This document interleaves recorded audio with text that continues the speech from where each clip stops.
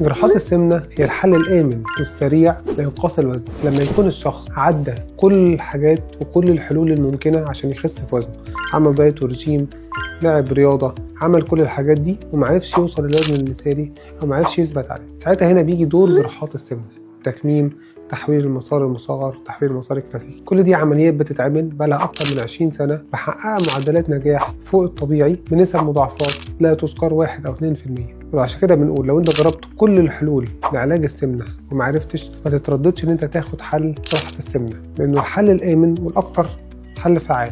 احنا بنلف مؤتمرات في العالم كله وبنشوف من أكتر العمليات اللي بتتعمل عمليات التكميم وعمليات التحويل بمعدلات نجاح غير مسبوقة لإنقاص الوزن. هتفضل العمليات هي الحل السحري والحل الأساسي لعلاج السمنة المفرطة والثبات على الوزن.